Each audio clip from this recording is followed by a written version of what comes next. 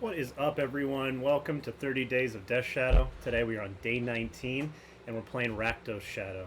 Super excited for today. If you're new to the channel, welcome. It's great to have you here.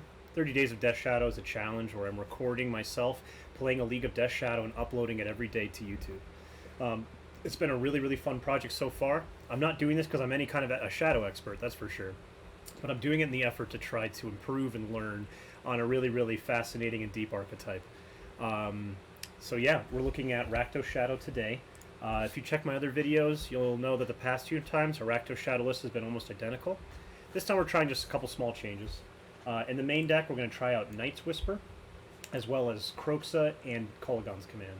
All four of these cards are a good nod to kind of how more grindy the meta is right now, and helping us out in a lot of the fair matchups. Night's Whisper also just a generically pretty good card for our deck, does a lot for us. Loses life for our Shadows and Scourges. It's a prowess trigger for our Swift Spears, and it also just helps us grind through our deck a little bit more. Alright, let's take a look in our sideboard. Sideboard is pretty stock, how we had it before, but the big change here is going to be Blood Moons. Before we were playing Cleansing Wildfire, and we're just going to try out Blood Moon, see if it's any different. Every single league I've played in, almost every single league I've played against Amulet, and against Amulet you really want Blood Moons. They're very good against Amulet. Cleansing Wildfire, not so much. So with that all being said, let's go ahead and jump into a Modern League here. Let me make sure I don't make this mistake, because I've already made it a couple times now. It's pretty embarrassing. Alright, I got the right deck submitted. We're going to jump into a Modern League here. I'm part of a really fun Discord, and on this Discord we're playing a tournament where we're only playing decks that are 5 tickets. So 5 ticks Modern is what it's called. And I submitted 5 ticks, my 5 ticks Modern deck. I submitted it for that last league, and so it's pretty hilarious. I drew up my hand, and it's a cycling deck, so expecting to see, you know, Shadows and Thoughtseizes, and instead I see basic lands and Tyrannus Stingers and cast-outs, and I was like, oh my god. Now, the last time I made this mistake, this stupid mistake, I got a request for the footage of me playing, and I'm sorry to let everyone down, but I just had to drop from the league because I just don't have the time to take through a deck like that through an entire league when I need to record my Rakdos video here. So sorry about that. Maybe a bonus content sometime we'll play one of my terrible, awful decks that I keep in here. But anyways, pretty funny. I'm just so used to not having multiple decks that I just go to the modern league, hit submit, and I just think everything is fine, but clearly not. All right, we're up against the Shadow aficionado himself, Bench Summer. I shouted out Bench the last time that we were playing 4-color Shadow. The 4-color Shadow list we trophied with was inspired by his list, so I gave him a shout out. Make sure to go check out his content. He's got a YouTube, it's pretty good. So we know if we're against the mirror. We're almost certain that we're up against the mirror.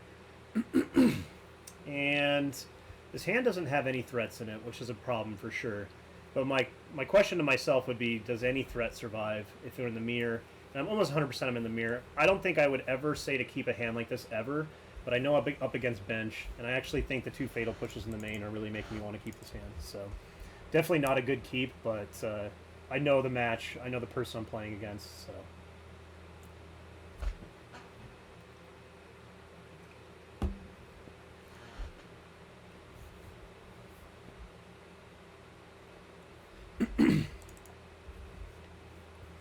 Alright, looks like we're going to just lead off on an Inquisition of Kozilek. Decent chance here it gets stubbed. Excuse me. Bench plays a lot of 4-color Shadow. And so we'll just go ahead and take a peek here. Looks like not. Okay. So, yeah, let's just start grinding through the threats. We're going to put Shadow in there. They're going to have just creature and land so far, so... Hopefully we can draw a threat ourselves, because Bench's hand here is a little bit vulnerable to us potentially having a... we'll see how he decides to fetch and shock, but potentially a top deck Scourge of the Skyclave would survive here. But also, you know, maybe Bench eventually starts traversing for some threats. We've got double Fatal Push for all that.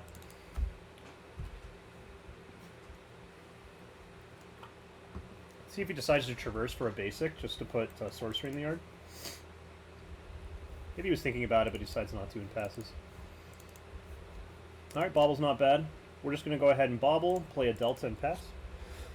In the mirror, you know, you don't have to be in a huge rush. There's no rush to try to, like, scry for yourself. And, you know, we know that Bench is playing Thought Seizes in his Death Shadow deck, so we're fine just to Bobble on his end step, rather. Okay, we're just going to let this go. Just grabs a basic Swamp, plays it out.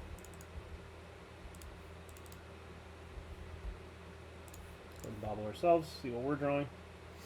Bloodstained Mire, so we don't want that. Let's go ahead and fetch that away.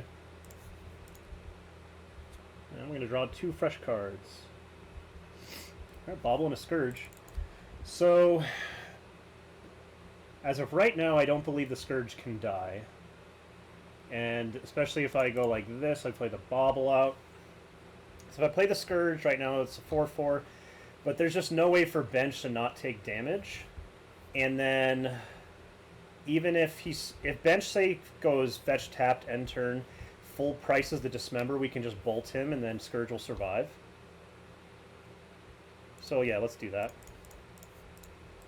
Obviously, if Bench has top decked a Fatal Push, you know, that will be a little unfortunate, but I think we can continue to grind through. Also, you know, we have Luris as our companion, and Bench does not, so.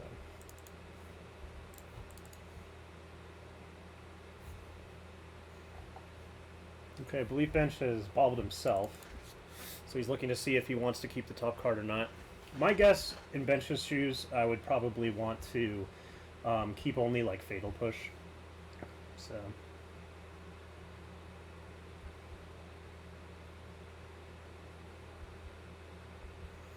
So the only way this is not going to work out is if Bench has somehow another Painless land drop, which I don't think he's going to have. And to like stubbing the bolt. Like, so if he goes full price Dismember on this, we go bolt him. Alright, we're just gonna hold the line. I don't want to fetch and get caught up in anything here. I'm just gonna untap. I'm not gonna crack this Bobble yet. See what Bench decides to do. This is actually a really smart move, I think, on Bench's part because of. Okay, I thought he was gonna get us in the upkeep. So we're just gonna shock this in. We're just gonna go to attacks.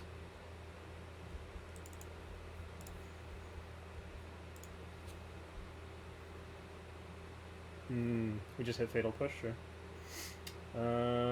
Yep, nothing we're doing about that. Alright, so we're just gonna load Luris into hand. We'll pass the turn.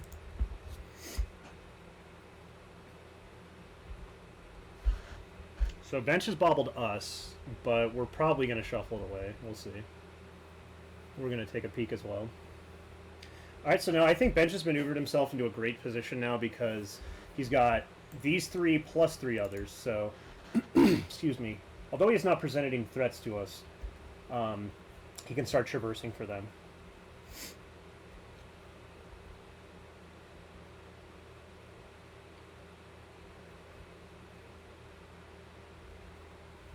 Okay, Catacombs.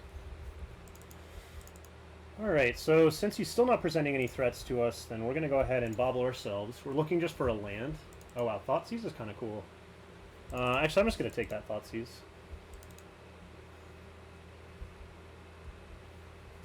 Okay. Why don't we... No, let's just go ahead and Thoughtseize. If we have an opportunity to keep our resources intact, I think that's worth it. Okay, cool. So we're just going to take this Dismember. We're going to give Bench 1 turn to top deck a removal spell for this. Did I see that right? That was Stomping Ground, these 4? Okay. Yeah, so anyway, we're going to give Bench 1 turn to top deck a removal spell for this Luris. And if he doesn't top deck one, then I believe the game is just going to be over. We're just going to accrue way too much value.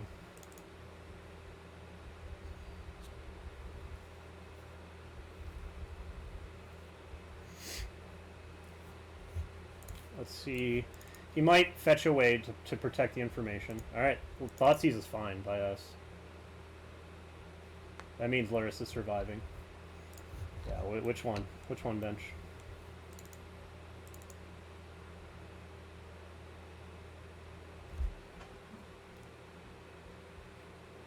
Alright, so he's decided he's going to start chomping through some of this removal here. I guess he can go double Death Shadow here, but we get to play the bigger threat and Scourge of the Skyclaves. Certainly could get sketchy. I mean, there's a way that maybe this turns around for him. Because we only got the one removal spell. He's about to play 2 threats to the board.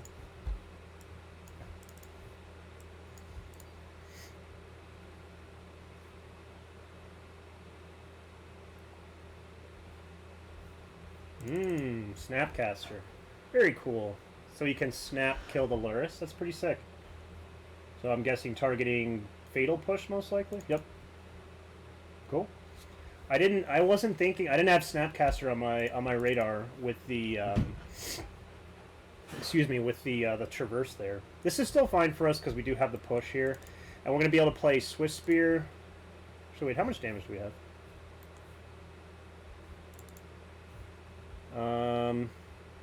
Swift Spear. So if we hit another land, Swift Spear, Bolt, Battle Rage, Push. So okay, let's just see what we draw first. If we draw another land, we might have lethal. Oh wow. So if I play 2 Swift Spears, push, and then bolt the bolts bench, that's 3, 6, 9. That should be lethal. Okay. Wasn't quite expecting it to end that way, but we'll certainly take it.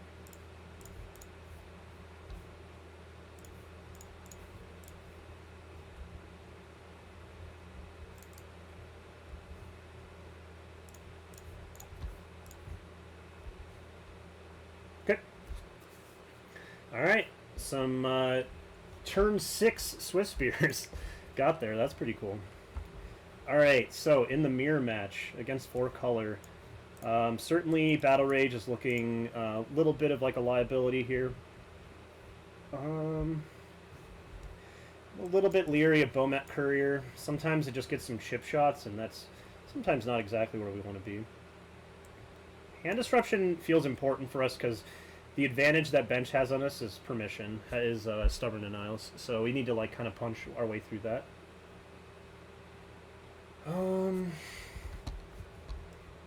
Maybe we just cut the Bomat Couriers here. I do like Kroxa. I like K-Command a lot.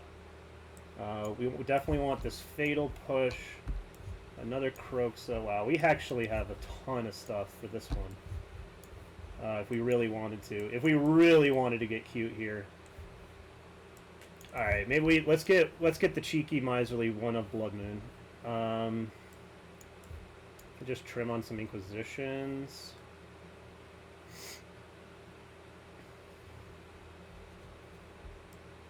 Dismember can sometimes not get there because of Shadows and Goyfs. I'm pretty sure he's going to be playing Shadows and Goyfs as his threat suite. I don't think he's playing Gurmag Angler. Obviously, if he had Gurmag Angler, I'd want these. Alright. We're in a cheesy mood. Let's bring in another Blood Moon. I mean, he's 4 color, right? Like, he can catch him slack and get him with the Blood Moon. Yeah, we're just keeping this hand. This hand's fine.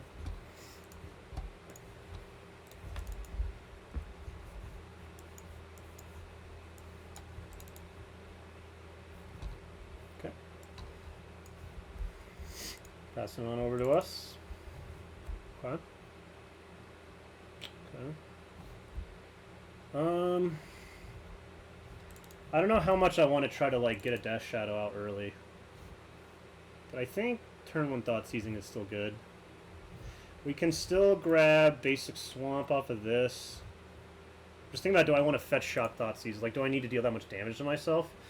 I don't think I do, actually.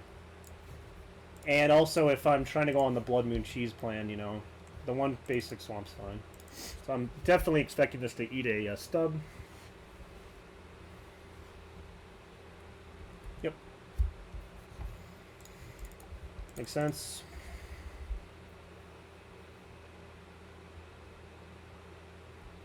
Okay. Yep, makes sense.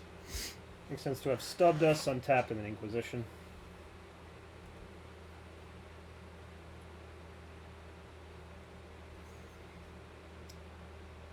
Taking Fatal Push. Okay.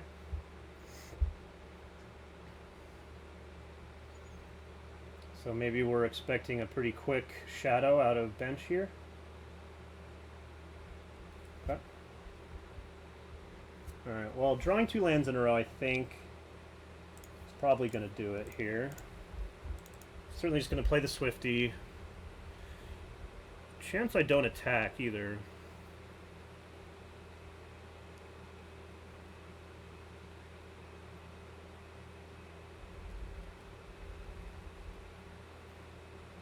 Don't think I block here.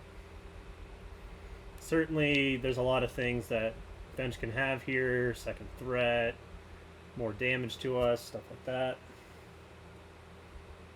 Alright. Position takes a shadow. Traverse for another shadow. Very nice. Cool. Let's see what we draw. That's a really good draw. Of course, if bench's last card's a removal spell, that might do it, but we'll see. We're under a little bit too much pressure here. And one thing we're going to consider on the play, and I should have said this out loud and I just didn't, I really should have, is the fact that by bringing in Blood Moons, then Lurrus is no longer our companion. And that was something that I should have like given voice to, and I didn't. So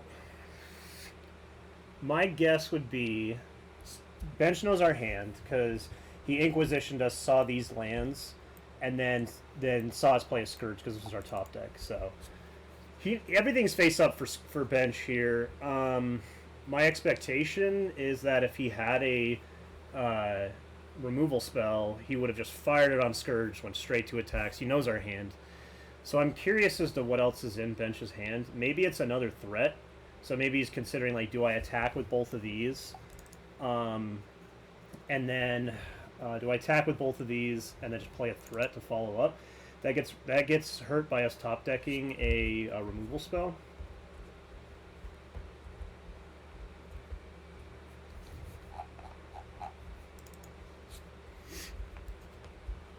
Interesting thing is that wait, hold on. Let me look up. I haven't played with the card in a while. Let me look up Gorklan Rampager.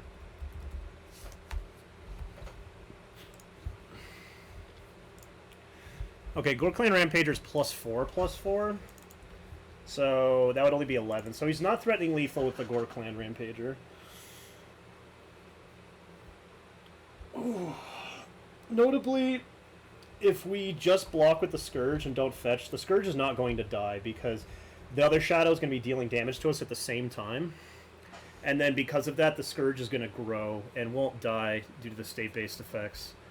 It'll have 7 damage marked on it, but the game doesn't check at that moment to whether it's going to die. It checks after it checks our life totals. It'll see if the creature has died. I'm not doing a very good job of explaining it, but it's just the rules of Death Shadow and Scourge. Creatures whose power and toughness are dependent on life totals have kind of really like bizarre little rules interactions there. So interesting. Bench must be up against a kind of interesting decision here. Yeah, it doesn't attack. Makes sense. Okay, good lord, another Scourge.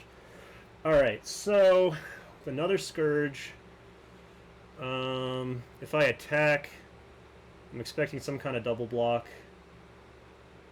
So I think I'm just going to play Marsh Flats. I'm going to play a second Scourge, and then I'm just going to pass the turn. Let's see. So if I attack, I force a block, right? If he had a removal spell, I would have most certainly expected one out of him by now.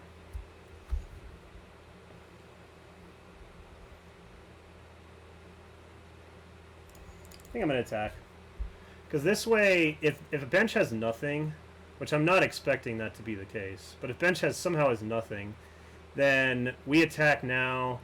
Bench is forced into a block here, and then next turn we'll have a bigger... Our Scourge will be bigger than his Shadow, most likely. and then he will be forced into chumping again. So I should have slowed down a little bit on that. Definitely playing another Scourge after combat here would have been the better thing to do. Yeah, okay, so I'm just going to pass priority. This is fine. Let's see what bench has, if anything. Maybe bench has a Dismember. That would be really make this situation even more interesting. Dismember would get me pretty good. You know, I didn't think about Dismember. That's really interesting, actually. Okay. We just trade. Once again, I think a lot of top decks favor bench here. Removal spell, another threat. I'm just kind of riding off these lands. And certainly, if I still had Lurrus as my companion, which is, again, something I should have been at least discussing and talking about with Blood Moon, that I would have just been able to load Lurrus into hand and threaten to just go next turn Rakdos Shadow.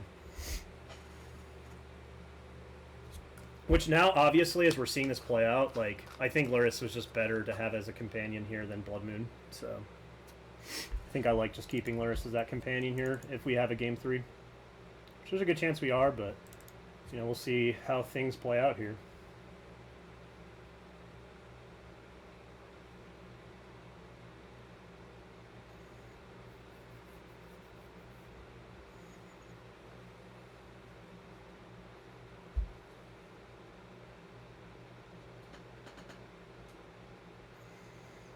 Okay, so let's think about some math while Bench is thinking out his turn. If he, let's say he has something like a Dismember, his Dismember can make the Shadow into an 11/11. If I Fetch Shock, that's 10. If I Fetch Shock, that's 13. But if this is being targeted, then it's an 8/8 to an 11/11. So if Dismember gets in the picture, at least I'm not seeing a way for us to outsize it. Now, maybe next turn, playing the other Polluted Delta, we can Fetch Shock, Fetch Shock, Fetch Shock, which is 9 total damage, taking us to 4. And then that would make this a 16, 16, 11, 11. Actually, they would trade, wouldn't they? If I'm doing my math right, if there's a situation where Bench has a Dismember on the Scourge, paying all the life for to make the Shadow bigger, and I Fetch Shock 3 times, I think they'll be the same size. And so then, therefore... I'm honestly baffled about what's in Bench's hand. I really don't know. But regardless, I'm just going to play out this threat here, play out our land, and I'm just going to attack with the Scourge. Once again, I want to just make sure that this is a force block here,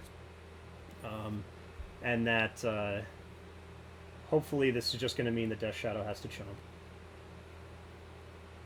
I wonder if it's a Gore Clan Rampager, honestly. I really do. Now, if he blocks, I think Fetch Shocking once is free. And then we can decide more about life total things from there on out. Given what we were discussing about Dismember before. Let me just make sure auto yields are off. Could he have a Snapcaster Mage? That would be interesting. I don't know. Or, oh, Bench could be double queuing. That's definitely a possibility. If Bench Fatal pushes my Scourge, I'll just be so baffled. I'll be like, what is going on? Like, why didn't we see this before? Alright, so I'm like I said, I'm pretty sure the first Fetch Shock is pretty free here.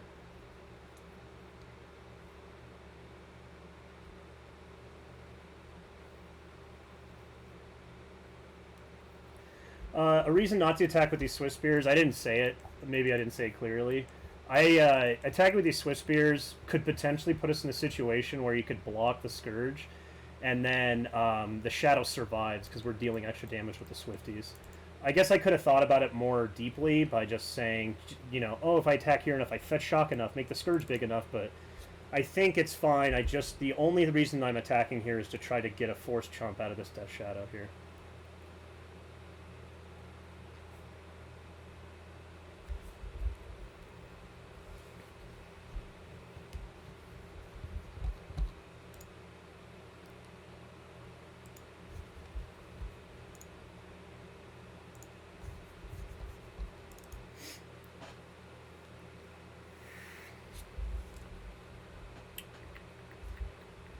And who knows, maybe bench had just 2 complete bricks of draws from last 2 turns, and he's just like, all right, whatever, you know. Oh, there is. Okay, so turn off auto yields. There is a dismember here. All right, so we're going to go ahead and fetch shock again.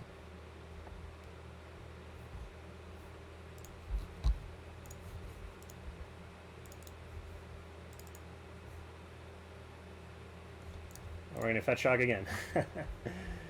And hopefully this creates a trade. If bench doesn't have anything else.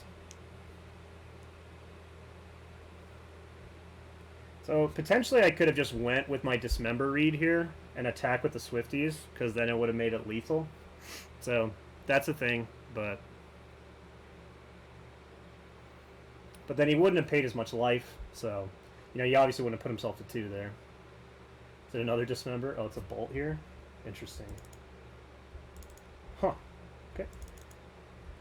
Alright, so bench gets the first bite at the apple for the draw step here.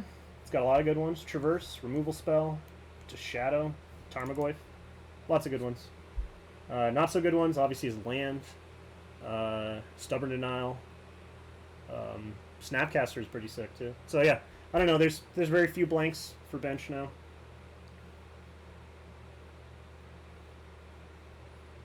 Yeah, Snap's a good one. Alright, so we're dead to this Snap in 2 turns. Oh, sure, he's just going to Snap Traverse. Makes sense. So, we've got Bolt, we've got K-Command, I believe is what our realistic outs are here.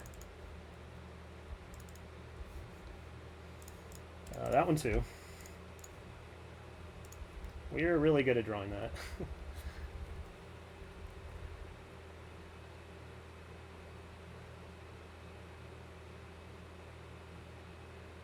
Okay, so he's playing Scourge as well. Very nice. Alright, Fatal Push. Okay. Okay, we can't cast that one. So if bench decides to attack, we have to trade Scourges and then chump the... Oh, no. We block the Shadow with our Scourge and then chump their Scourge. With our Swifty.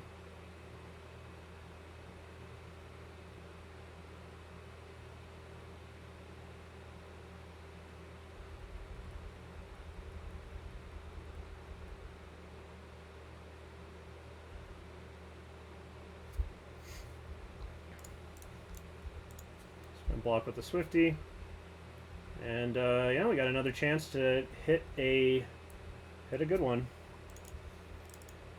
I'm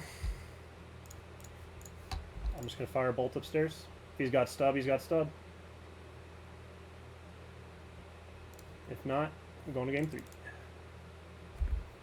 He didn't have a stub. Crazy games. Yeah, GG's bench. I drew extremely well. I think I made a huge mistake about, first of all, not discussing and not talking about how Lurrus no longer becomes our companion with Blood Moon. And I think if I had discussed that and like said like, okay, yeah, by bringing in Blood Moon, Lurrus is not our companion. Is that worth it? But I should have had that discussion. I did not. So I think that was a big mistake there. But obviously, we'll take the win. I mean, you know, we drew really hot there in that second game. I am going to be right back, and when I get right back, we'll be starting with match number 2.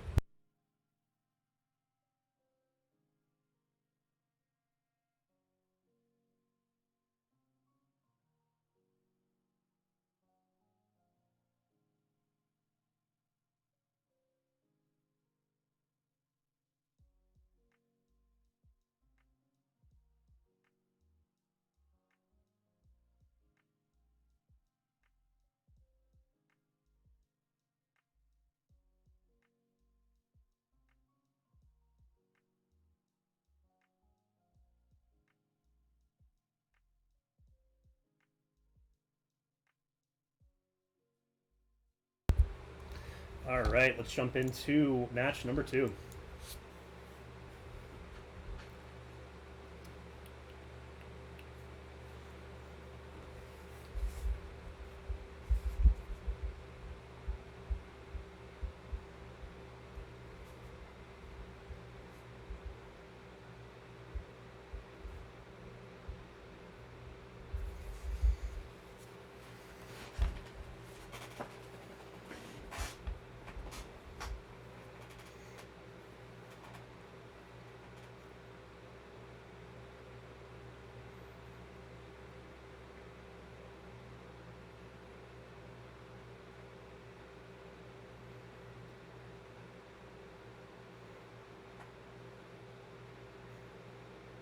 looks like the modern queues maybe a little bit empty. Oh, never mind.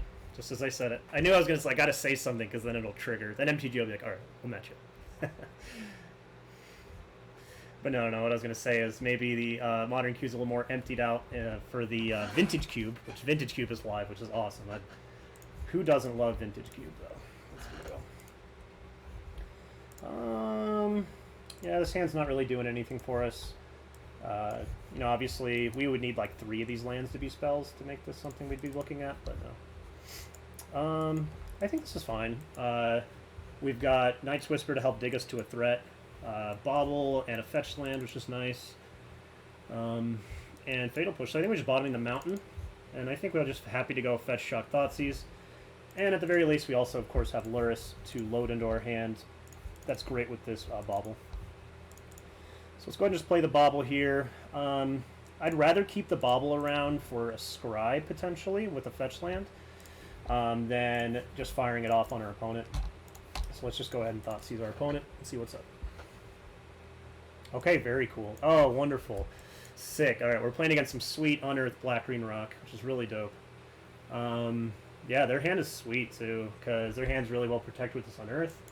So I think we're just taking the Unearth here, and yeah, we got some good ones to grind through.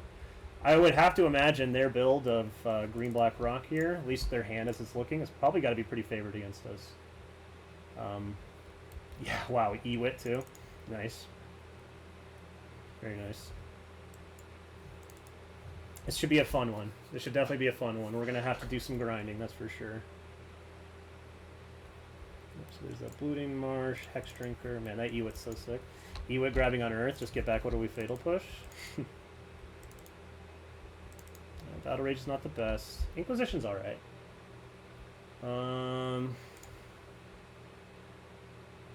So I'm gonna Inquisition Fatal Push next turn. I'm just gonna do this. Take this opportunity to. Ooh, yes. All right. If we hit a land next turn.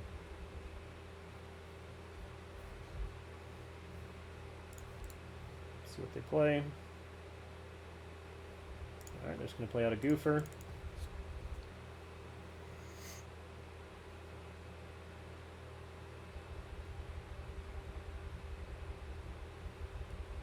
One cool thing is that their mana base has been totally painless so far. So, okay, yeah. So we're just going to Inquisition, taking that Eternal Witness most likely. Assassin's Trophy. Okay, that's a good one for sure. Yeah, we got to take this Ewit, and then pass it on over to them, and we're probably going to Fatal Push this Tarmogoyf. See what they're drawing into. Their own Bauble, sure. Maybe that. I'm guessing it's going to be Bauble Confidant.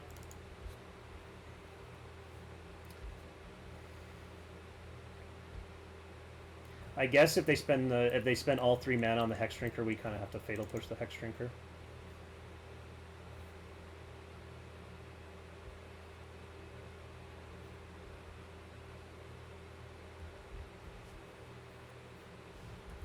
Yep.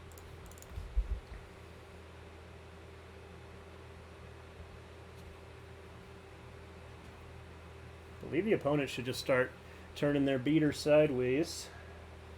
And they might just get there. We're already at 8 life. Attack first, sure. So we're going to take care of that. Mr. Thickums, take care of that Termagurf. I guess we need like our draws to be like land, Fatal Push. We play Kroxa, we push something. And then, unless they just level up the Hexy, that would be kind of a sick play actually. Maybe they should do that. Ooh, I wonder if they were supposed to just level up Hexy while I was tapped out. Okay. So we have to hope they don't go for it here, because we are just dead. If they just level up Hex Drinker, we just die. So let's hope they don't go for it.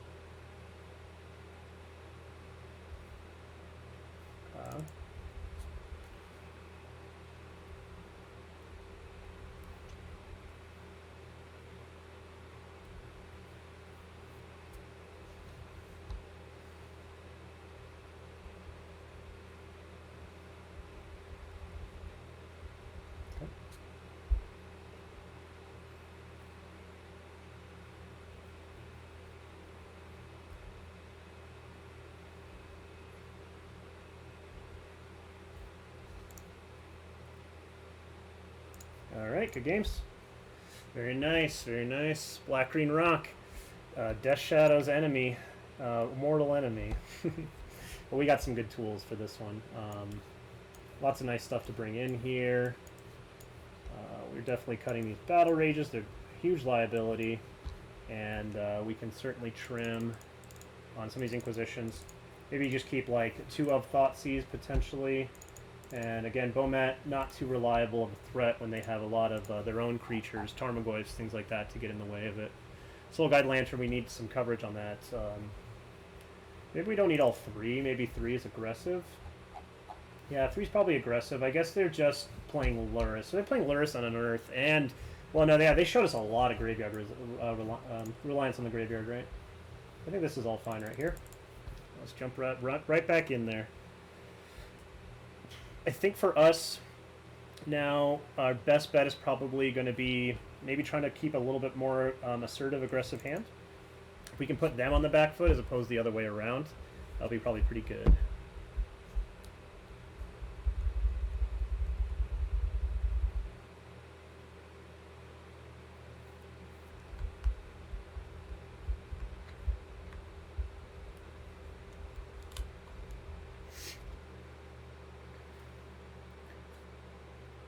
But yeah, Black-Green Rock, pretty sweet to play against. An old favorite deck of mine for sure. I used to play it quite a lot a few years ago. Alright, Luris is our companion. This hand looks sick. We'll keep our hand. Pretty sweet to have that Thoughtseize in the opener and not later down the road when it potentially could be dead.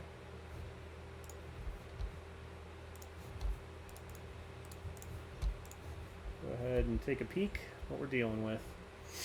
Alright, whole lots of things.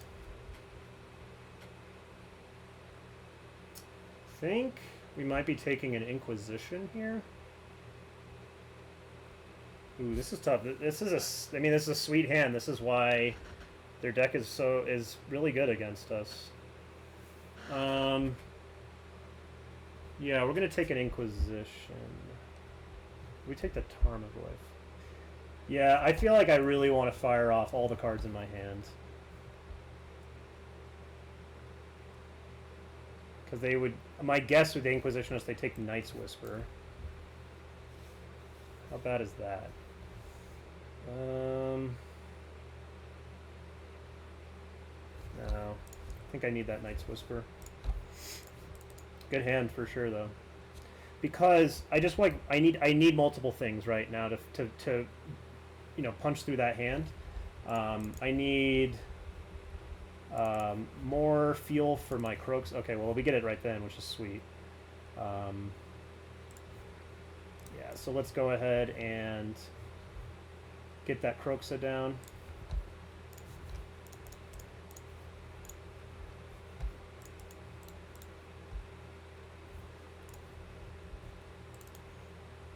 See what we get out of their hand.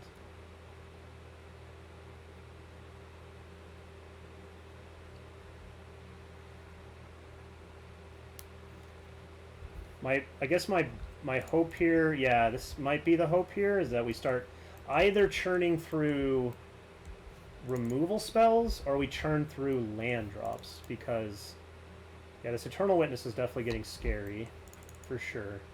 But maybe we're able to get this Croaksa back. They tap out for Tarmogoyf here. Okay.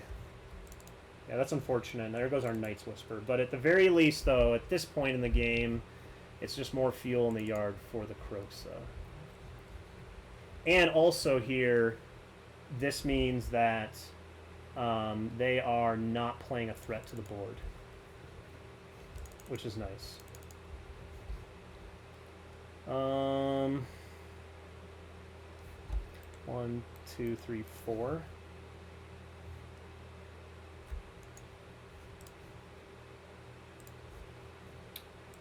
Let's go ahead and double threat here.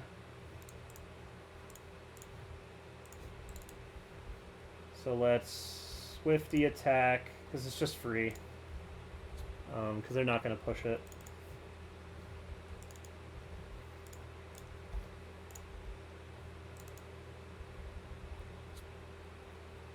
So I'm guessing the push is going to go...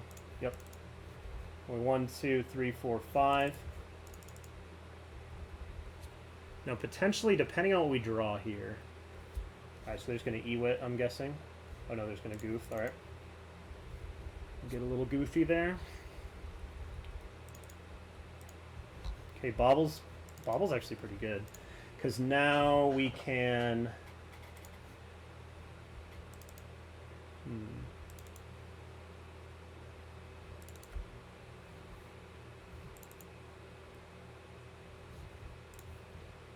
I'm trying to decide what I want in my yard more, a Bobble or a Death Shadow for the eventuality of this Lurrus. Let's see what they're drawing.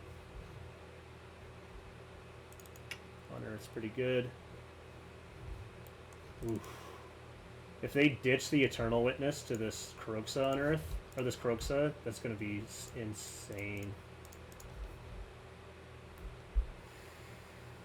I think... Oof, this is a big decision point here. So, I get to leave one. We're definitely taking those out. Which one is it after this?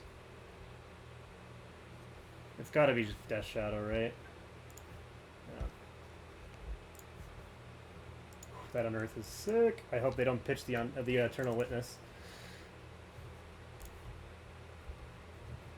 Don't do it. You need the Eternal Witness to get back the Fatal Push for this. Okay. Alright. Their next turn is still pretty good, though. They just get to... Well, but the nice part actually here is that now, if they E-wit, we know they're not drawing a land. Okay, yeah, this is kind of exciting, actually. We know they're not drawing a land.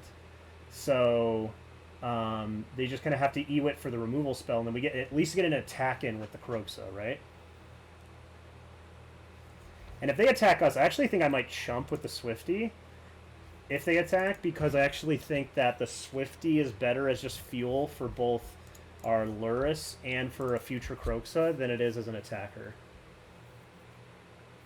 Plus, taking 3 when we're at 10 is not nothing. So, they have nothing to get back with this Unearth. Oh, I'm sorry, what am I even saying? They're not going to attack with the Tarmogoyf, because we have Kroxa. I'm being really dumb. Yeah, why would I even say that? Or maybe they will, I don't know. Oh yeah, they're not going to. They're passing, we know their hand, right?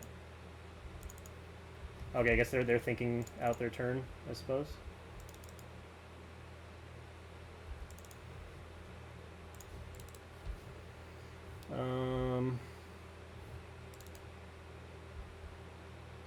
Oh, they're planning on ditching the E-wit so they can have a really sick turn next turn. So actually, let me bobble myself a Sunbaked Canyon. I should have done this on my main, but it's fine.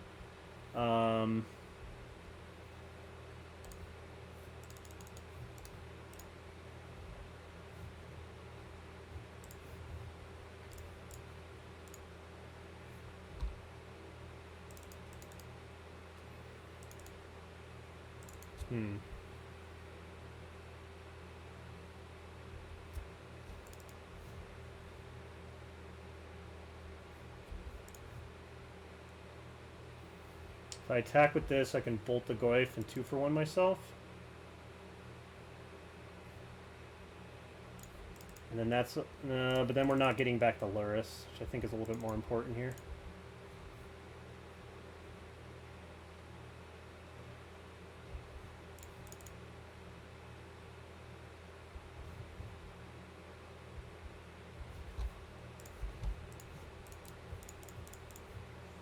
The very least here, I think what we're trying to set up is, ooh, Ingress Rampage is interesting. What we're trying to set up here is now do they unearth for the Inquisition to take our Lurrus, or do they unearth for the Fatal Push to kill our Kroxa?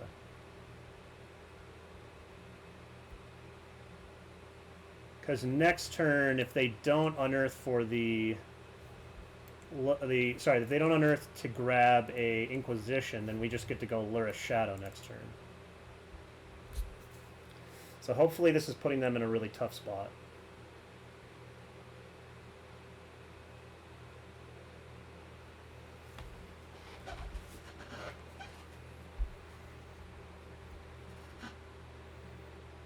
If somehow things just completely fall apart, and they somehow answer both our Croaks on Lurrus, which I'm not sure how that would happen, then at the very least we have Bolt for Eternal Witness, Ingress Rampage for the Goyf. Okay, so they hit a land. So the choice is on them. Right. So the choice is on them which one they want to answer. I think they're supposed to Inquisition take our Lurrus. And then we get to go... Yep. And then we get to go Bolt, Ingress Rampage, Jam. And in fact, if they attack us down to 4, that's 2 Troushers, 3, 6, 9, 12. We put them to 1. So.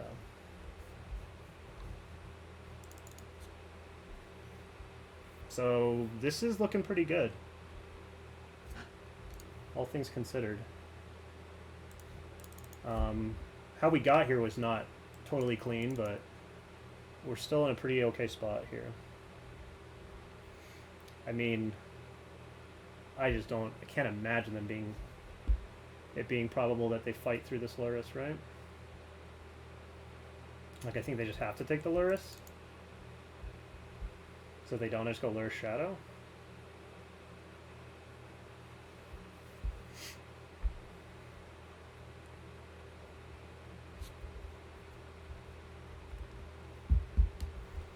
Opponent's certainly in the tank about this one.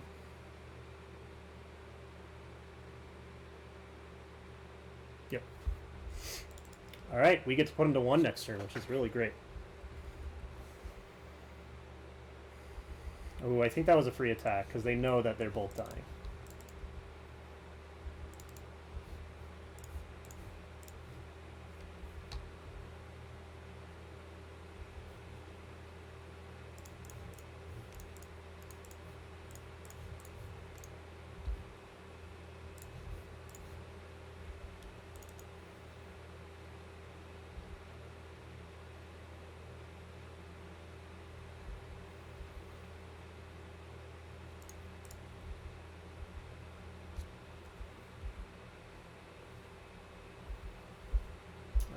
And it's pretty free to keep this land in hand. We'll just pass.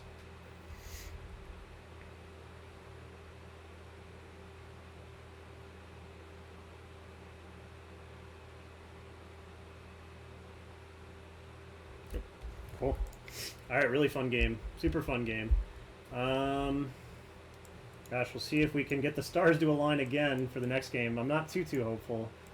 They've got a lot of tools to fight us, that's for sure. But thankfully we were able to maneuver ourselves into a pretty sweet spot there.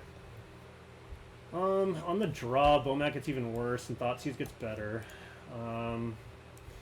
Potentially... Yeah. Yeah, we'll leave the Soul Guides around. With the heavy build of Unearth and of Eternal Witness playing such a huge role there, I think we really need to just keep the Soul Guide Lanterns.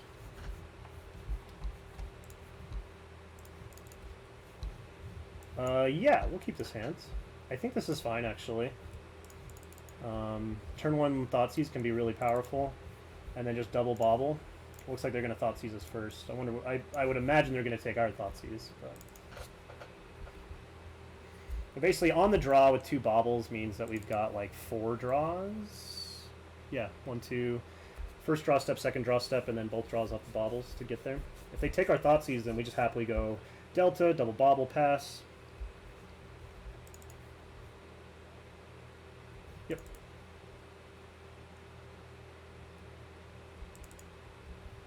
It's not a bad one. Because if they play out, whoopsies, if they play out a 2-drop, yeah, we get to dismember it, and then potentially play a Shadow early, which would be fun. Yep. That's fine. I think this hand can weather a whole lot of Thoughtseizes, especially if we just are going to hit land and we just get to put Lurrus into hand. Especially Kroxa too. Kroxa just kind of breaks this whole thing.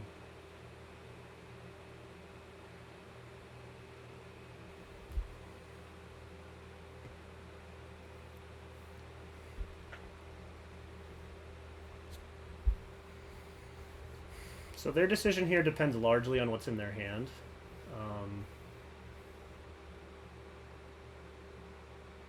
Taking the Kroxa. I mean, they have Grave Hates. That's what that's...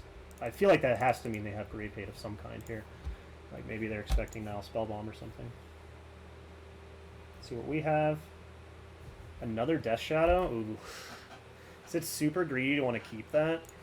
What are they drawing into? Another Blooming Marsh? Ooh. I think it's too greedy. Feels bad, but I think it's too greedy.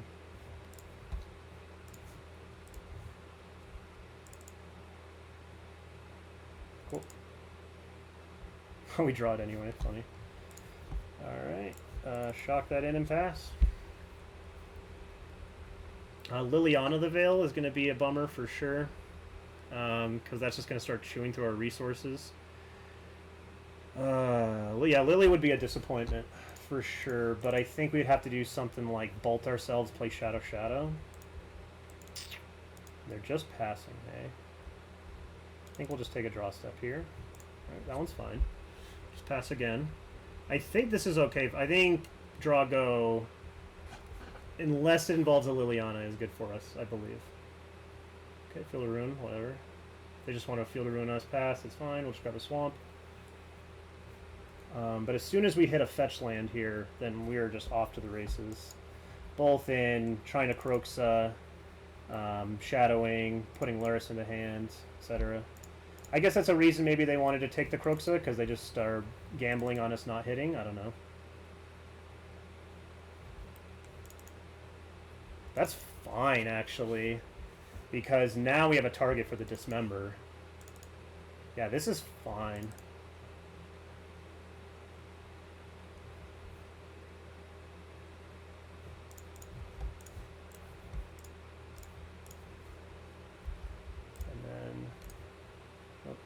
Turn off audios, actually. We might want to do something with this bolt, potentially.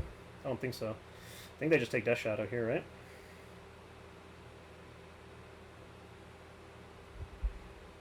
And then now, if they Lily down tick on the Shadow, at least we have Bolt to answer the Lily. Or if we hit the third land, we have K command, kill the Lily, get... Whoa. I was not expecting that. Okay, but I mean, it makes sense, for sure. I'm not talking ill of that play, but that was definitely interesting. It's not what I expected. Alright, so that's pretty good. So now we just get to go like this. Play out two Shadows. If they answer both of them, we either hit fourth land for Kroxa or we load Lurrus into hand, depending on what they decide to do.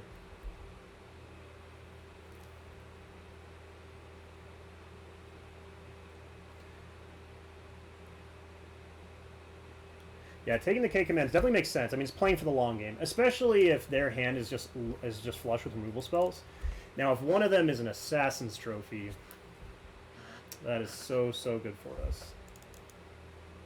Okay, Blood Chief's Thirst, sure.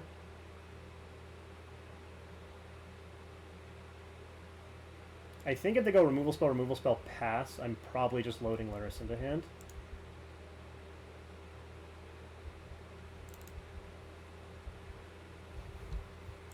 Okay, let's go to combat first. Let's fetch and shock to try to incentivize them to fire off what I'm guessing is a Fatal Push in their hands. And then we get to go land Kroxa.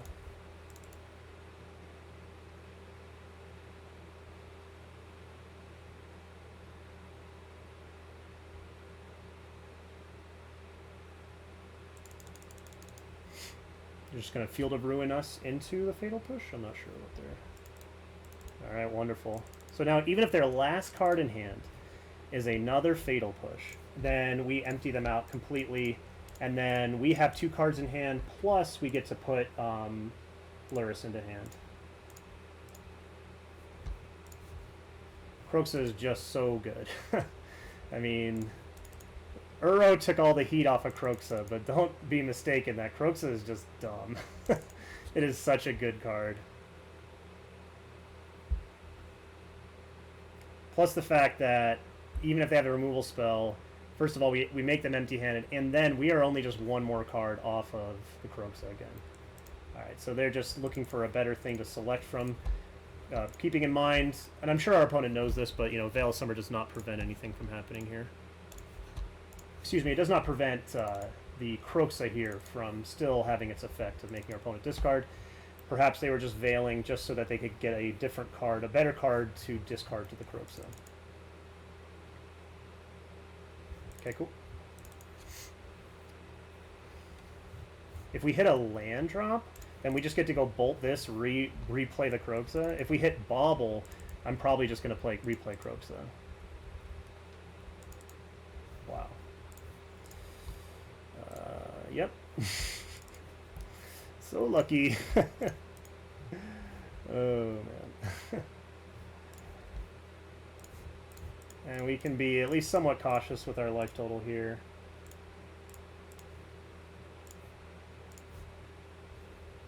We're going to leave that Shadow in there for if we load up Luris again.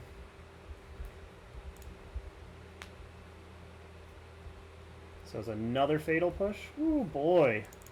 Opponent had a hand. Thoughtseize, Eternal Witness, Inquisition, Chiefs, there's Fatal Push, Veil of Summer, Liliana the Veil, Fatal Push. But if they play a threat here, hopefully it's a threat we can Fatal Push, and then we just load Luris into hand, and I think we're in really good shape. Yep, we're in really good shape. But, you know, it really speaks to the power of our deck that we can just weather this much. Oh, I should have... That was a big mistake. That was a huge mistake. I should have kept this land in hand. If they top deck Liliana the Veil, they really, really get us. That was it. This may... Oof. I mean, if maybe the Kroxa still gets there if this... But that was potentially a huge mistake. Okay. Alright, race is on, right? So, we're dead in 2 turns to that. If we play out Shadow... Okay. Will we get to attack back with the Luris? Do we get to buy ourselves a turn? We might. Oh no, we're just presenting lethal. Yeah, we're just presenting lethal, right? Well, they could load it all the way up and not attack. But then we could play Kroxa back with the Luris. Right. This is getting interesting for sure. They don't have attacks though, because they're dead if they attack.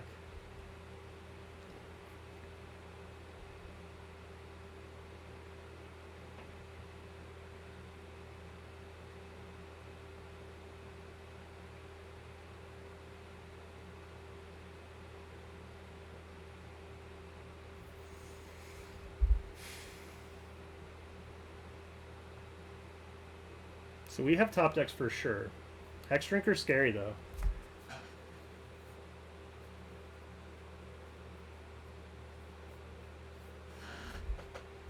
This is really interesting. Our opponent should see that they're dead if they attack. Because we have... They'll just grow our Death Shadow and we just get to kill them. Sick top deck though. We could lose. We could definitely lose. That ain't it. Okay, what happens if I attack with both and then play a Kroxa? They're forced to block the Death Shadow. If I fetch, Shadow doesn't die. I go down to 6, I pop up back to 9. And I put them to 7. Oh no, I gain life, so Shadow will die, right? Then I can just replay it.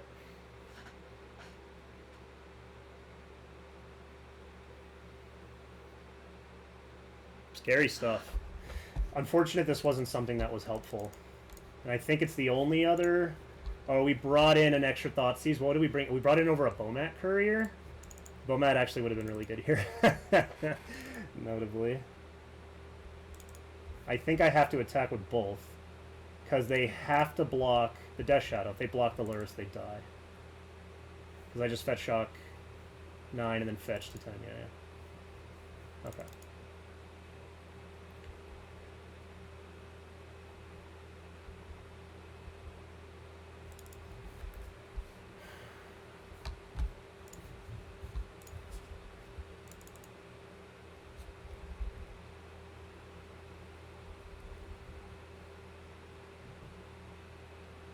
This is scary, though. This is really scary. Like, this could go either way.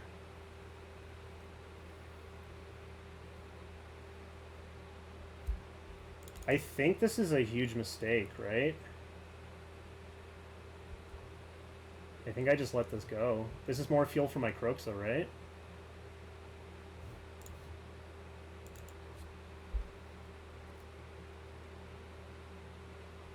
Okay, Tarmogoyf.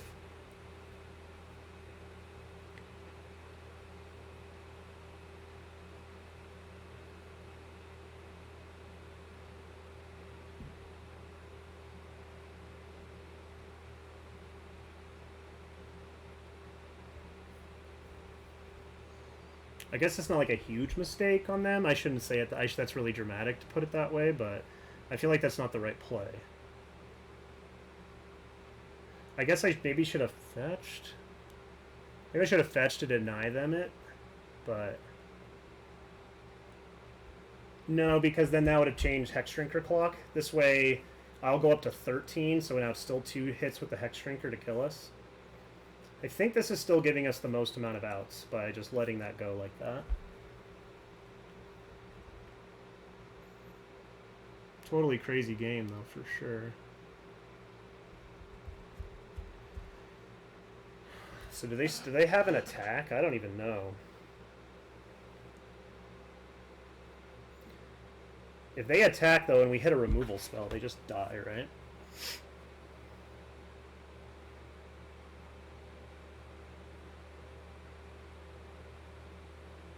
Because I still fetch shock this, and then we hit them for 9. Yeah, if they attack, we hit a removal spell. We kill the Goyf, attack for 9. Yeah. Okay. No attacks, sure.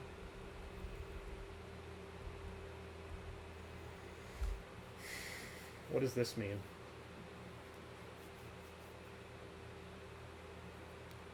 This means play Croxa, hit him to 4, pass the turn. Hold on, before I do that.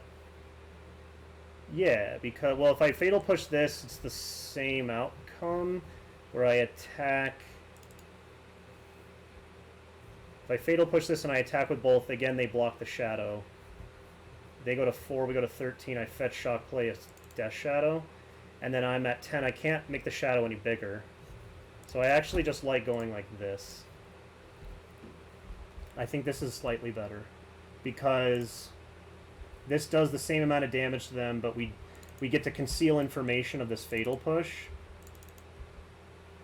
and potentially that makes them play worse.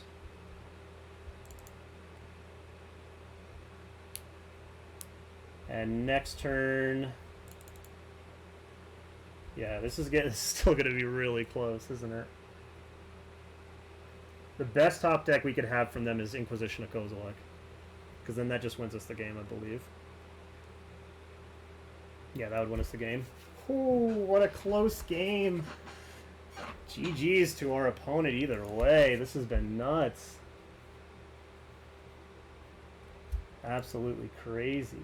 Turn off auto yields. Just do one more time. Turn off auto yields. I think this is another play that doesn't matter, right?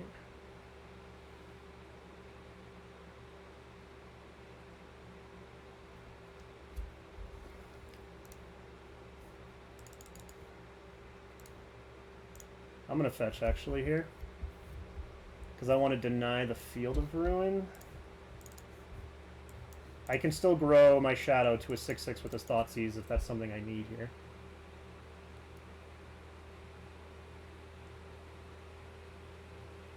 If they attack with both, I just put the Shadow in front of the Goyf, and I don't even have to use this Fatal Push yet, because Hexy will hit us to 3 and Shadow will survive the attack.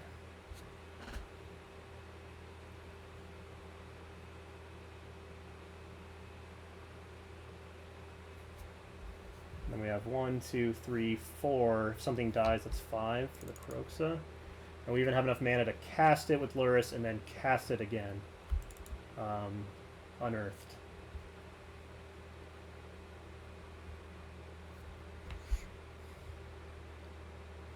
What would have been really crazy is if they have a 3-drop in hand that's now stuck in hand. That would be really nuts.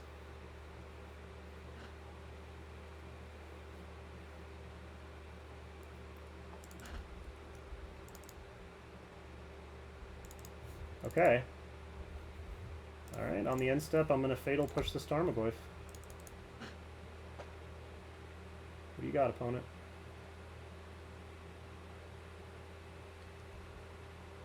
They concede. Wow, what a game, what a game. Alright, what happens if we draw a card? Oh, Bolt, that would do it too. Okay. That was insanely close. What a grind. What a grind. Alright, the classic, we start out 2-0. The classic, start out 2-0. Well, that was such a fun game, though. I mean, playing against the Rock, Green-Black Rock, is just always a good time, so... good stuff, good stuff.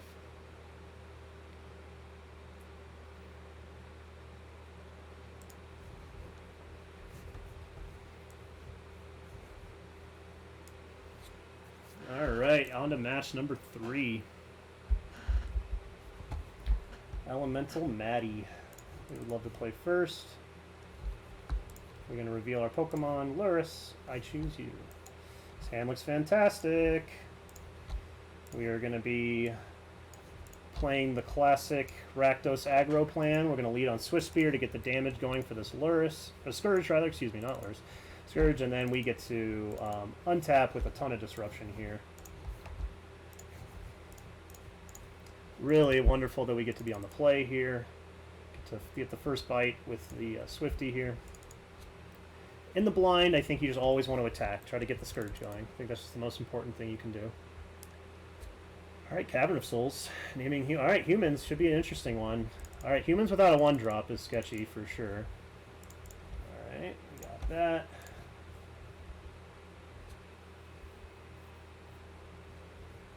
Oh, wow. Interesting hand. So it's like a Yawgmoth Humans deck. We leave this Meddling Mage because we have 2 removal spells for it. I mean, I guess I'd take... Is Bugler or Yawgmoth? We could save maybe Dismember for Yawgmoth. So I think we take Bugly Boy. It's just like the most value in the hand. Sure.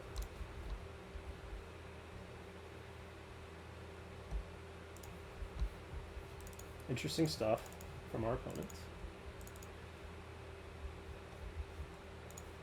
Oh, I guess the one thing about my plan here is that them Meddling Mage naming Bolt is actually reasonable. So then I think our plan then therefore would pivot to let's just try to kill them before they can land the Yawgmoth and do anything scary with it. So cool deck from our opponent. I really have no idea what it's up to. Same art? Yep, same art. Yeah, Bolt's actually a reasonable name here.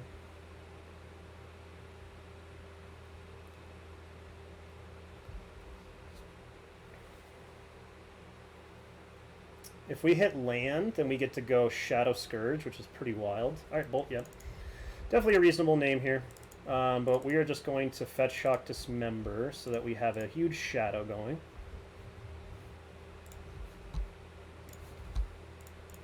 And then... Yeah, if we hit... I think if we hit land, then we're probably going to win. Because that would be nuts.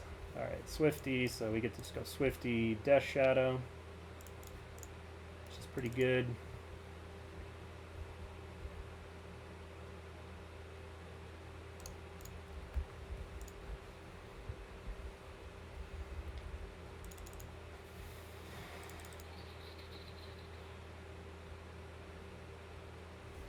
Alright, on this next attack, let's see if we can't be, let's try to be a little more thoughtful about how we're using our bolts here. It's definitely one of the things that, okay. So how much damage do we have coming at them?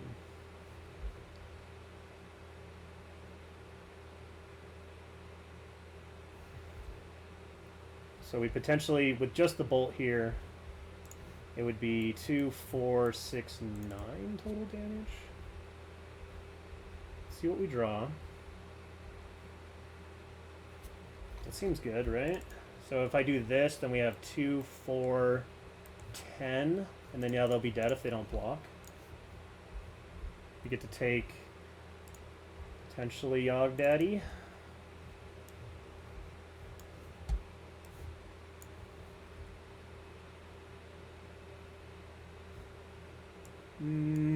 It's actually Cutthroat. I don't know if Yawgmoth's going to matter, actually. Cutthroat potentially is scary.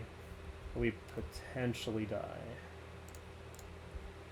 Alright, let's see if they block, or how they block. Again, if they don't block, we just kill them.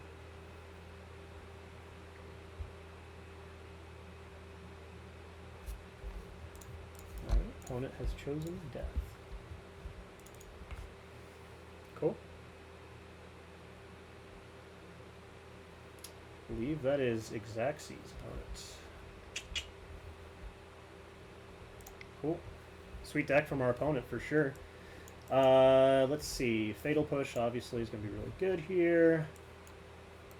So maybe they're playing Ether Vial? Maybe just like 2k returns. I don't know if I want all of them. Blood Moon's interesting. I don't think I want it though. And Rampage is fine. It's removal spells. So I think once again we're cutting the bow mats. Battle Rage I think is important here. Croxa's medium. And we don't need Croxa. I don't know if it's going to be grindy. It's going to be a lot more tempo oriented, right?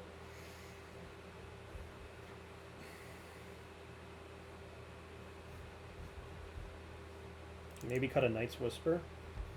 So our life total might be under some duress. It might be like attacking us. We'll see how this goes. I'm not sure yet. The Yawgmoth's got me a little confused, for sure.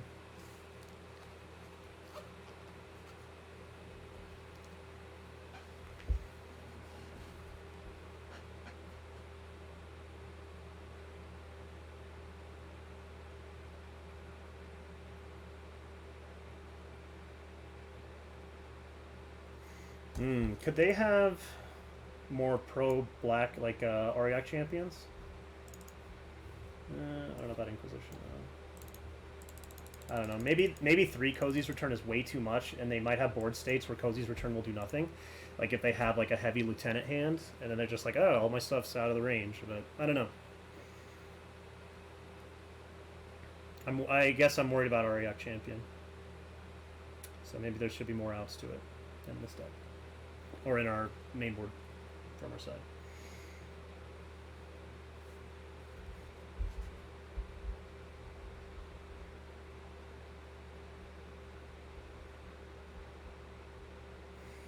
Our opponent's taking some time to sideboard.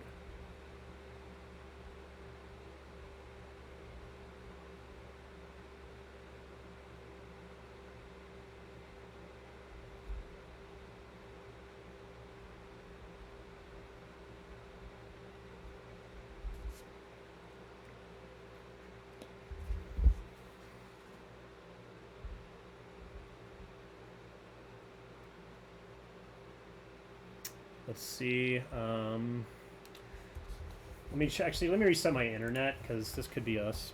So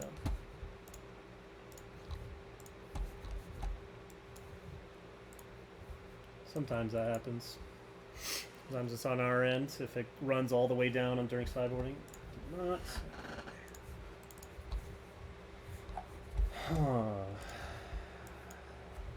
This is an unfortunate mulligan. This is a very strong hand, containing some threats and redraws, but the Sunbaked Canyon I think is a no-go here.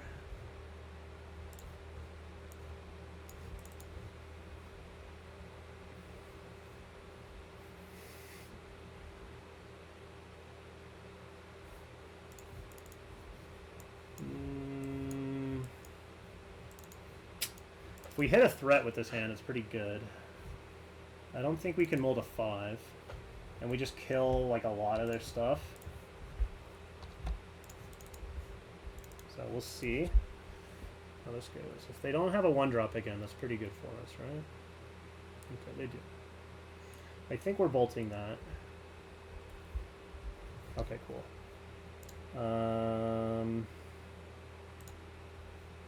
Yeah, I think we're gonna bolt that.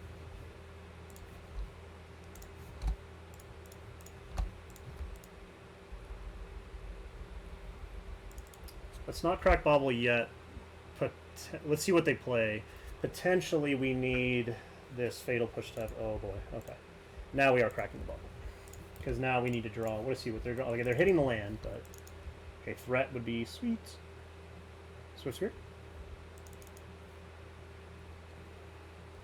Hey.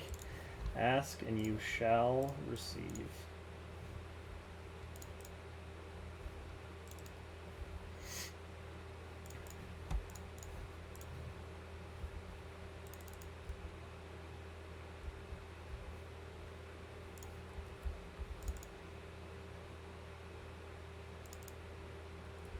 Opponent's going to hit that second land. Let's see what they're hitting afterwards. Thalia's Lieutenant. Okay. Cool. So, funny enough, best case is if they kept his hand relying on a Auriok champion.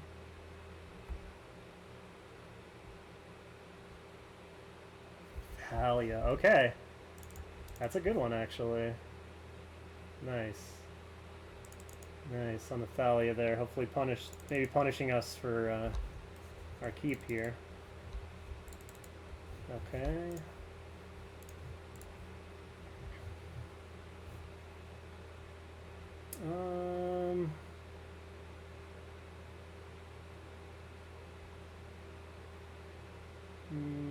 Double red. Yeah.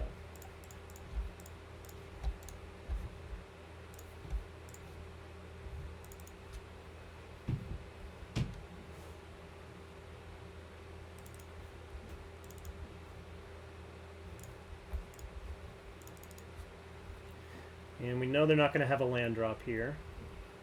So we need to hit Shadow. If we hit Shadow, I think we're in really, really good shape. And maybe their only 2-drop they can play here is Thalia. Oh, Thalia's Lieutenant, rather. Alright, it's just a Meddling Mage, sure. So again, Death Shadow would be like just an insanely good draw. Well, Scourge would be great too. So we'll see. So Scourge or Shadow. Best draws, for sure. Oh my gosh.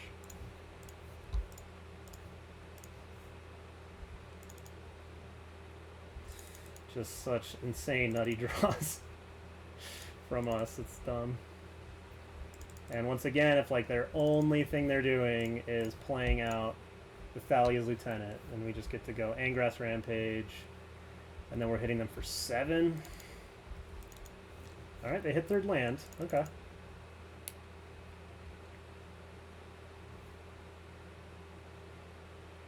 Sure. They got a Bugly Boy. This is fine, though, because we're pretty quickly here putting them on Abyss mode. Not to mention the fact that is Bolt lethal? I don't think it is. So this will be a 5, and this would be, with this prowess trigger and the Bolt prowess trigger, would be 8, 11. It would put them to 2, but, you know.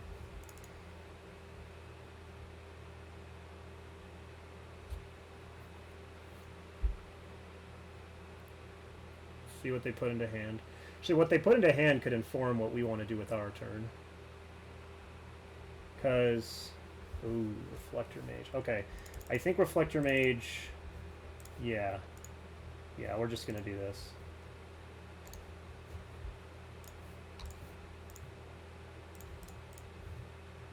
This is a lot of damage. So this is 9, puts them to 4. Reflector Mage this. If we really, really brick, then we can just put Luris into hand, because I'm guessing that they're Reflector Maging the Death Shadow. But then if we hit Bolt, then they just die, right? Yeah, or any spell we're threatening lethal with.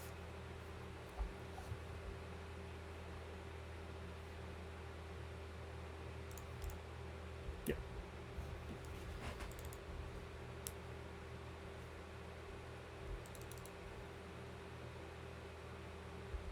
Actually, Kolagon's command, funny enough, is lethal. We just go point upstairs, right?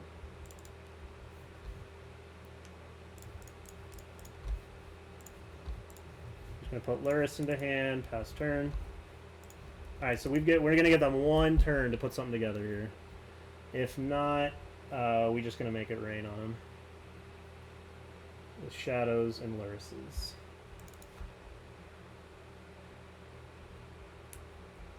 Alright. As long as there's no... Well, there's all these weird cards like Zulaport, Cutthroat, and Yawgmoth in their opening. I mean, what of the human... We've only seen human creatures, just regular human stuff. Pyre of Heroes, sure. So Pyre of Heroes most certainly has got to flip them. Alright, if we have another game, we need to bring that other Kolaghan's command in. We can just fetch basic here. I think that's fine.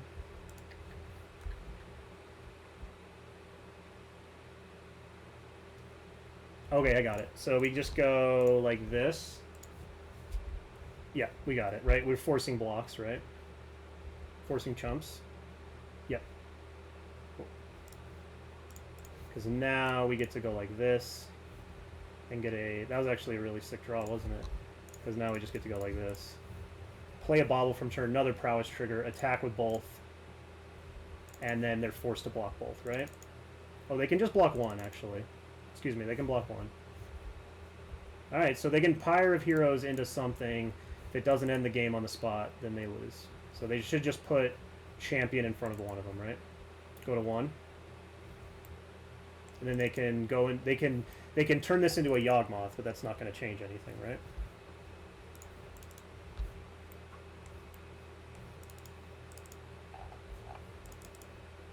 Yeah, to make this really, really awesome would be to have forced chumps on both, right? Oh, wow. Okay. So they just have to pod Champ into something now? What are they drawing into? Alright, Auriok Champion a little bit too late, I think. Alright, we just have K Command, so they have to win right now.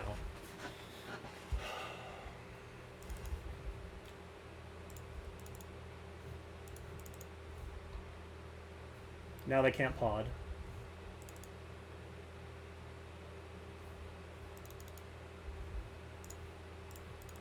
Let's just gain some life, right? That was a weird attack. Why'd they attack? Aren't they just dead on the crackback now with these guys? Right? They can't pod with the Ancient Ziggurat, right? Because you can only use this to cast creature spells?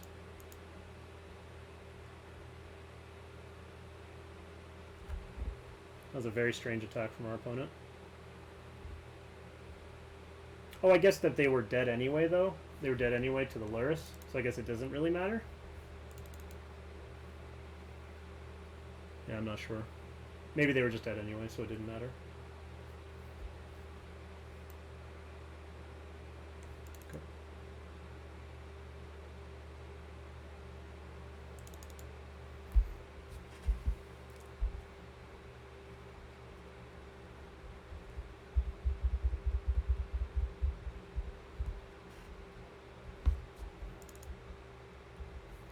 Just gonna go straight to combat, go to attacks. I don't need to do anything here. If they can't pod, but if somehow they could, then we just respond by just K commanding them.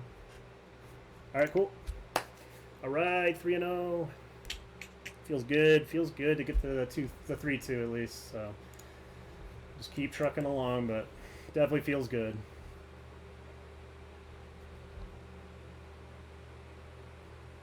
Opponent was on a sweet deck. Pyre of Humans. Yeah, I don't really know what it all amounted to, because Yawgmoth, I mean, from my limited knowledge, I'm pretty sure Yawgmoth's only really that good if you have undying creatures, right? Like creatures that you can start Yawgmoth chains with. You know, you sack one, it brings back another from the yard, and vice versa. You just start swapping them around, and then it eventually leads to draining the opponent out and drawing a ton of cards in the process. So I'm curious to see how their deck goes off, because they didn't really get a chance to do that.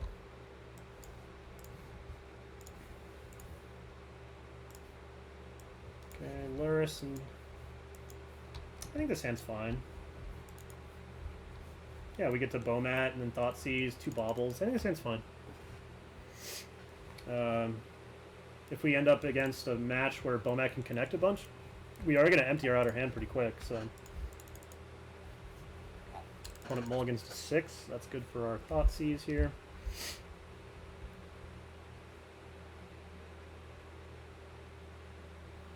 Obviously, if we're up against, like, oh, they multiplied. If we're up against, like, the same kind of matchup, you know, namely humans, I don't think we would in a multi-5 here, but could. It's definitely could, like, be a hand that gets exploited, so... Like an aggressive hand where they're on the play. Mutavault, huh? If they Mutavault, I think we have to Thoughtseize because we may not get another opportunity to do so. Okay, command sick. What a good draw. Alright, so let's peek at what they're drawing into. Alright, so it's Merfolk, sure. So they're drawing into a Mistbinder here.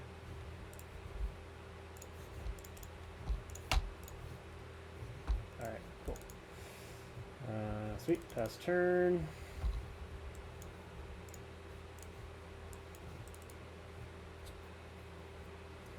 I guess they're just going to fire up Mutavault and attack us this next turn, right? Strange they wouldn't go Island Ether Vial if they knew they had the Trickster in hand.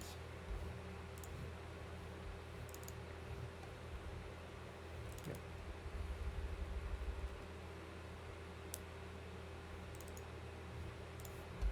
What are they drawing into next? Oh, Lord of Atlanta. All right, well, they're pretty good Mold of 5. Let's see what we draw into ourselves. Our Polygon's command might be a little too slow here. Yeah. Ooh, this is going to be an interesting one. Because they get to just put in both creatures next turn, so...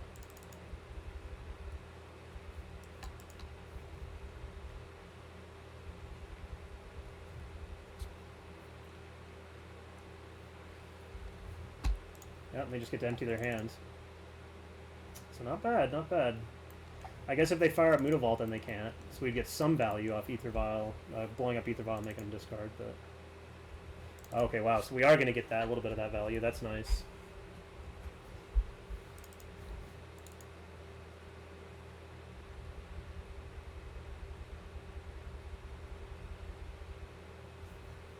Sure.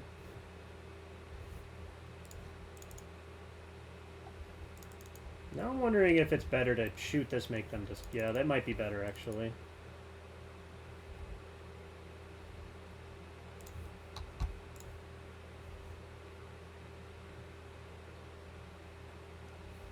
Thoughtseize. I do not want to Thoughtseize.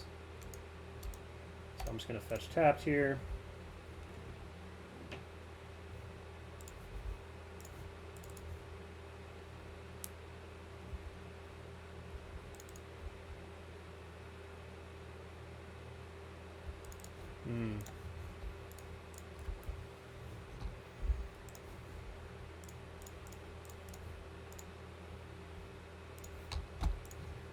So yeah, let's just take care of both lords with one spell.